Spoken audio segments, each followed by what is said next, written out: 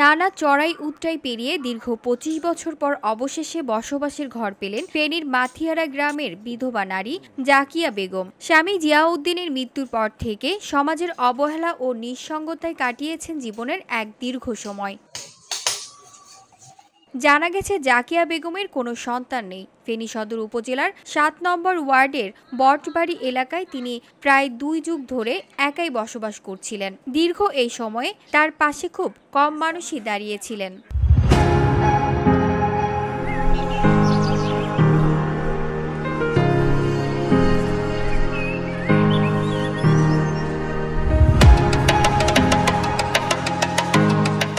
এ বিষয়ে তরুণ সমাজের প্রতিনিধি মোখলেসুর রহমান স্বপন বলেন, আমরা তাঁতি দলের পক্ষ থেকে যখন বৃদ্ধা মহিলার কথা জানতে পারি তখন তার দুর্দশা দেখে খুব খারাপ লেগেছিল। তরুণ সমাজ ও এলাকার কিছু দানশীল ব্যক্তির সহায়তায় তার জন্য ঘর নির্মাণের উদ্যোগ নেই। আজকের সভ্য সমাজে এরকম ঘরে বসবাস এটা মেনে নেওয়া যায় না। এটা দেখে আমার খারাপ লাগে। এরপর আমি আমার এই কিছু বন্ধু বান্ধব পাঁচগাছিয়ার দেলু চেয়ারম্যানের বড় ভাইয়ের ছেলে রিসাল মিয়াজি, আমি আর একজন প্রবাসী এই আমার মামা লাগে সম্পর্কে, উনি নাম বলতে অনিচ্ছুক, উনি কিছু অর্থায়ন করেছেন এবং এই রাশেদ ভাই, মিজান ভাই এর আমরা কয়েকজন মিলি নিজস্ব অর্থায়নে এই ঘরটার উদ্যোগ নিই। ঘর নির্মাণে সহায়তা করেন দেলু চেয়ারম্যানের বড় ভাইয়ের ছেলে রিসেল রিয়াজি, সৌদি প্রবাসী এক দানশীল ব্যক্তি প্রবাসী রাশেদ, ব্যবসায়ী মিজান হুজুর ও মোখলেসুর রহমান স্বপন।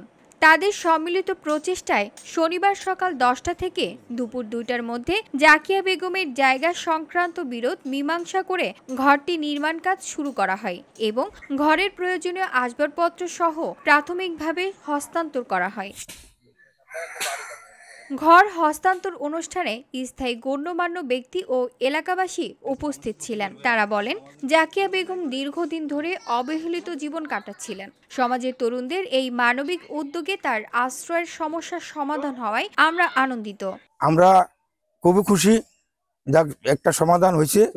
আল্লাহ যেন এদেরকে নেখায়েত দান করে, এরকম অভাবী সংসারের মানুষের পাশে দাঁড়ানোর তৌফিক দান করে। আল্লাহ দিলে কালকে মাপজুব হয়েছে, এখন আজকে ঘরটার কাজ করার আমাদের বড় ভাই মকসুদ ভাই এখানে আছে, সম্পূর্ণ মেস্তরি সবকিছু ঠিকঠাক করে এখন আনি দিছে, আলহামদুলিল্লাহ।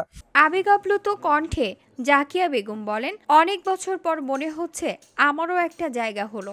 যারা আমার পাশে দাঁড়িয়েছেন আল্লাহ তাদের মঙ্গল করুন। আমি নামাজ পড়ে তাদের জন্য দোয়া করব।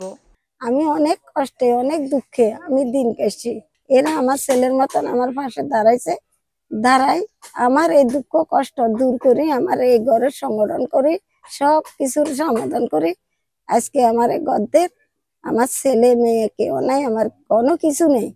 আমি অসহায় লোকের তারা সাহায্য করছে, তার জন্য আল্লাহ তাআলা সাহায্য করুক। আমি নামাজ পড়ি, তার জন্য দোয়া করি। তার ভাতিজি জানান, আমার ফুপু দীর্ঘদিন কষ্ট করেছে, তার যে নিজের একটা ঘর হয়েছে এতে আমরা খুশি।